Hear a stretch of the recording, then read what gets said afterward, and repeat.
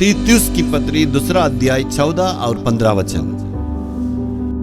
जिसने अपने आप को हमारे लिए दे दिया कि हमें हर प्रकार के अधर्म से छुड़ा ले और शुद्ध करके अपने लिए एक ऐसी जाति बना ले जो भले भले कामों में सरकर्मी हो। पूरी अधिकार के साथ ये बातें कहे और समझा और सिखाता रह, कोई तुझे तुच्छ न जानने पाए। पौलुस यहाँ कहता है, जो कुछ पाप के गुलाम में रहते हैं वे अपने आप को छुड़ाने के लिए तुम खड़े उपदेश देना यानी शिक्षा देना है। एक गुलाम के जीवन में देखिए, उसका मालिक उनके लिए पैसा देकर उनको अपना काम कराने के लिए अपने घर में गुलाम के रूप में सदियों में उनको रहना पड़ता है। लेकिन उस गुलाम जब अपने आप को आजाद करने के लिए चाहता है, उनके पास कोई अवकात नहीं है पैसा दे के अपने आप को छुड़ा ले।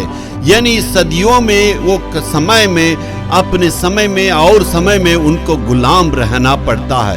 वो कभी भी आजाद होने के लिए उनको मौका नहीं है। वैसे ही हम भी इस दुनिया में एक वक्त में पाप के गुलाम थे।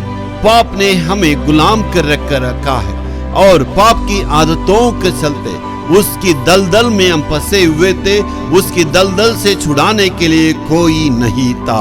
उसी वक्त में हमारे लिए प्रभु यीशु मसीह ने क्रूस पर लहू बहाया और हमारे लिए एक दाम को झुकाया।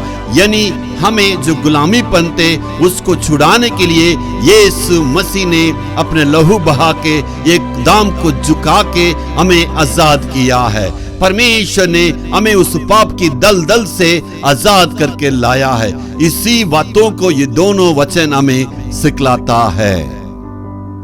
एक वक्त था हम उस मूर्ति पूजा के पीछे या शैतान की उस हरकतों में हम गुलाम रहे। दुनिया की लोगों के देखिए, उनके नजर में विजय का मतलब क्या है? धन दौलत और रिश्वत लेना और दुनिया की आशीषों में बरकरार बढ़ते रहना, यही उनके आदत है। शैतान उनको ऐसे बरमा कर रखा है। सच्चे आजादी उसी में सोच रहे हैं। लेकिन जब एक व्यक्ति अपने पापों से छुड़ा के अपने आदतों से, इस गंदे इस मैले आदतों से दलदल से निकालता है, वही एक आजादी है। उस आजादी को सिर्फ प्रभु यीशु मसीह ही हमारे लिए दे सकता है। Hallelujah hallelujah.